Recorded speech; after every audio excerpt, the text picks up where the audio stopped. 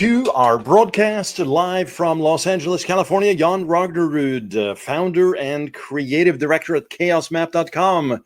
Love you, appreciate you, thank you for joining. It's all about peace, love, and sales here today. And hey, what's more important out of those three? What's really the one that pulls you in? Well, depending on where you're coming from today in terms of your mindset, it could be all about peace. It could be all about love. But if you have all three, I mean, isn't that what you ultimately want as a business owner, as an entrepreneur, whether you're a solopreneur, just starting out in a startup phase, or you're a high-powered executive, male, female, at a global conglomerate, you know? Let's talk about it. Well, we're going to skip peace and love. That's a given. We all want that. But how about sales? Maybe you hate sales. Maybe you're just like, really, dude, I love marketing, but I hate sales. And as a business owner, you know that both of those are important. They work like a symphony, right? Like an orchestra. They all have to, play and integrate nicely together for this to work. And by the way, if you want to learn more about these things that I talk about on the broadcast, whether you're coming in live or through the podcast, you can schedule a call with me directly by going to janrognerud.com/calendar. So that's JONROGNERUD.com/calendar. Love to catch up with you and see what you're doing. But end pitch fest. Let's get into it here. So I want to get this out today because there's a lot of talk about, obviously, here on Media and Marketing, paid media, organic media. There's obviously the marketing strategies, and all of this ties into ultimately growth and profits, revenue for businesses, and of course, sales. A marketing process without the sales process is a waste of time. I mean, you could brand yourself all day long. You could position products and services all day long. If you're not selling anything, it's more than frustrating. And also, if you're doing advertising, which we're going to be talking about today, realize that even the best will have big failures depending on where they're at.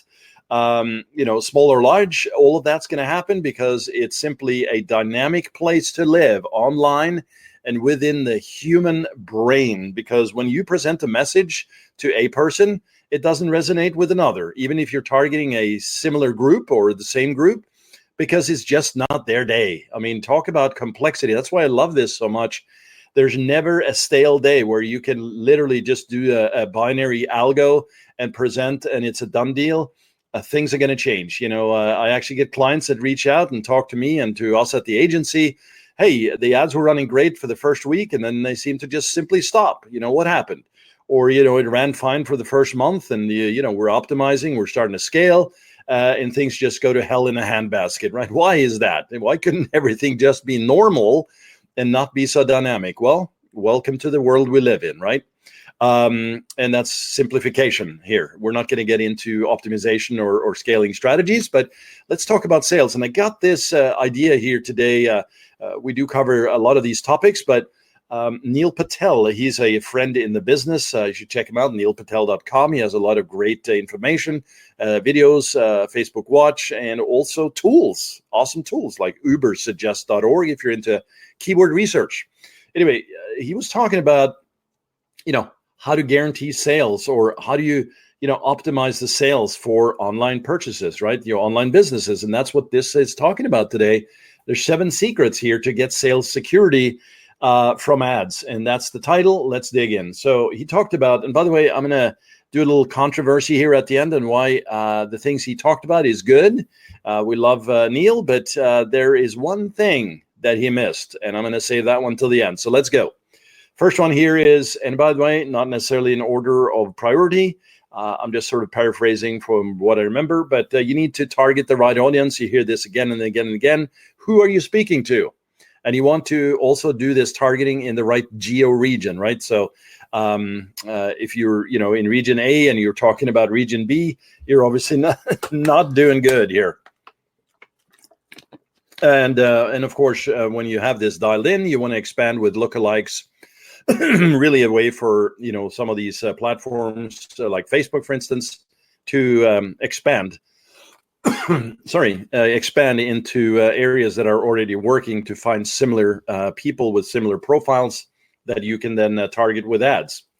Second one is message to market match. You want your message to resonate with your audience.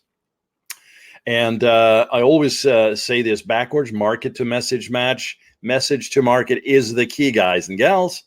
And make sure that you're speaking their language and that you are entering the conversation that is going on in their mind at that moment. And, that one right there brings up a lot of complexity.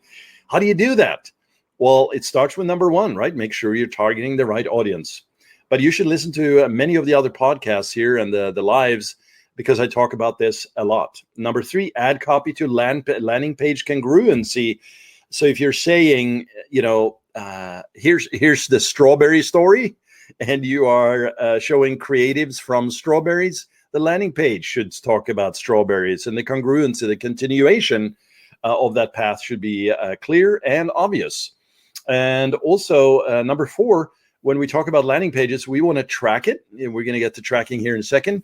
But tools like Crazy Egg and Hotjar are great ways to complement Google Analytics. By the way, has some of this feature set, but complement is entirely a different kind of approach and much more sort of user friendly to see where people are clicking. If you have a landing page that resonates and congruency is there, you've done a good job. It may be that the page is loading slow. Maybe you have confusing images, clickable things. Things are not clickable, and you're seeing their movements with a tool like Hotjar. We use that actually internally at the agency as well, and with clients. Number five, A/B test the ads. Should be obvious, but also A/B test landing pages. And Neil was talking about that. Totally agree. That is something that is built into the ad platforms. Most of them actually now. It's the ability to A/B test the ads.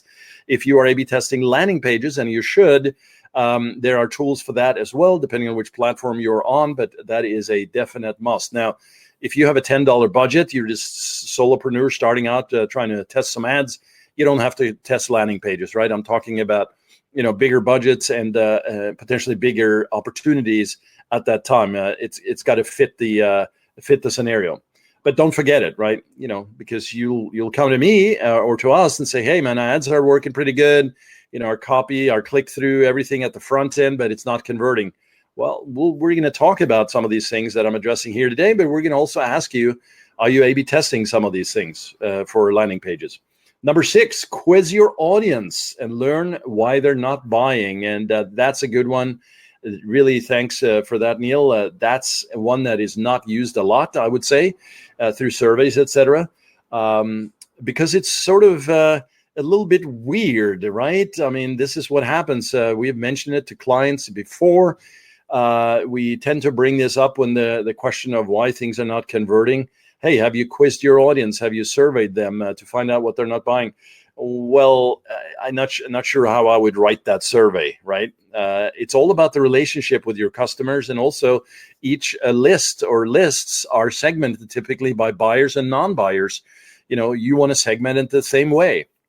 There's going to be a different set of questions that go out to your buyers than the non-buyers. So be smart about that, right? Number seven, the final one here for today, before I get to the ultimate challenge here in terms of, creating a bit of controversy, is track everything with Google Analytics and understand attribution.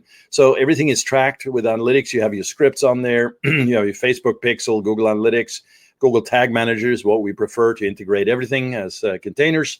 But then understand attribution, meaning where are people buying in your customer journey? Is Facebook getting the click, and Facebook is getting the conversion in terms of that being the vehicle? Well, if you don't know that fully, and in fact emails were the ones that actually created the transaction, well, then you're not doing it right. You need to make sure that you break this down and understand the reporting. And we love Wicked Reports for these things. But of course, Facebook has attribution as well. So check that out. Okay, so the big sort of remember, here, a big reminder is so often when it comes to ads here, a lot of scrutiny placed on the creatives and the ad copy and, all of that, which is, of course, par for the course, of course.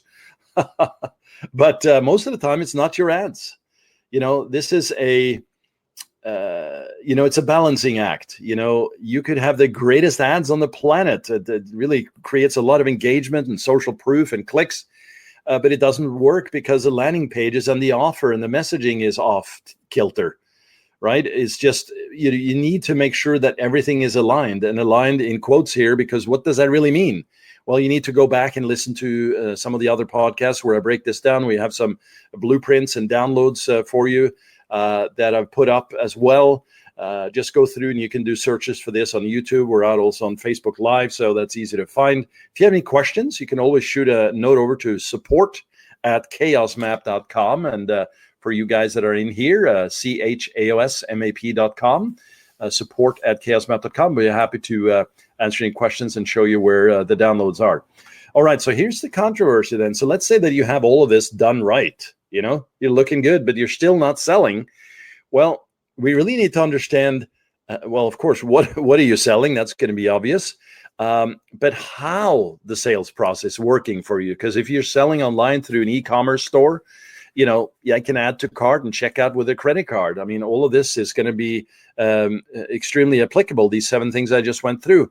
But what he didn't mention, and what I'd like to call out, is we deal a lot with local professional services firms, right? So that is, of course, legal, that's financial, that is also, med spas and plastic surgeons, doctors, etc. And you don't simply just place ads and they buy things online unless they have a product suite. Let's say there's a certain creams or sprays or medical stuff, I'll just say, that you can buy online. It's going to be to set an appointment. That means that the traffic comes in and it is handed over to a salesperson or to the front office or to an administrator that happens to pick up the call and say, hello?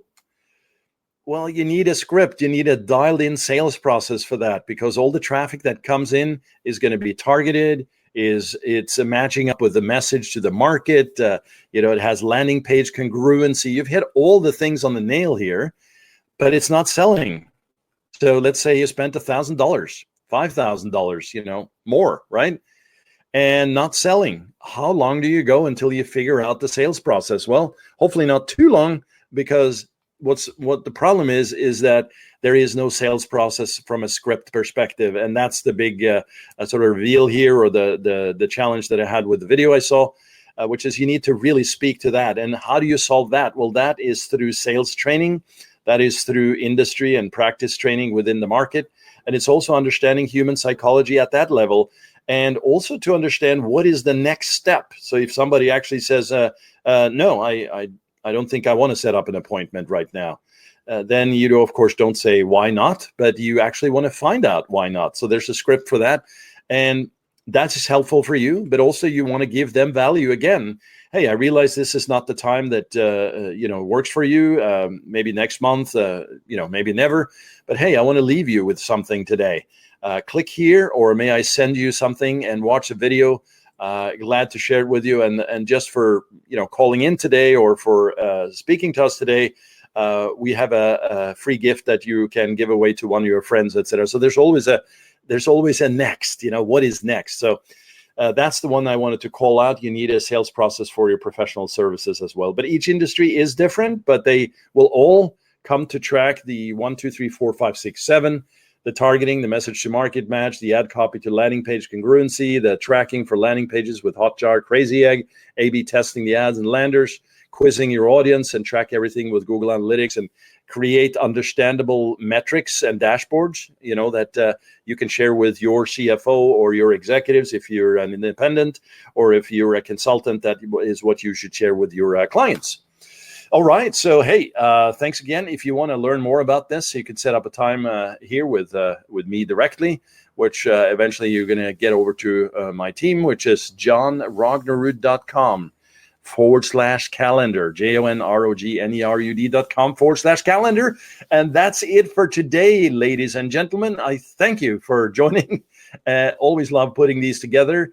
And man, let's go out and get some peace, love, but more sales into our lives, shall we? All right. Take it easy. Later now.